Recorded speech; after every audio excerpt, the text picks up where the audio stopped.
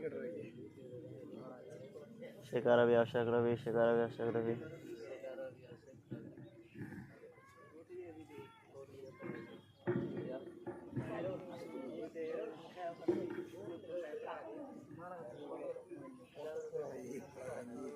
আমাদের পতাকা উত্তোলন হচ্ছে মাদ্রাসা ফালাহুল মুসলিমিনের পক্ষ থেকে ৭৯তম স্বাধীনতা দিবসের পতাকা উত্তোলন হচ্ছে।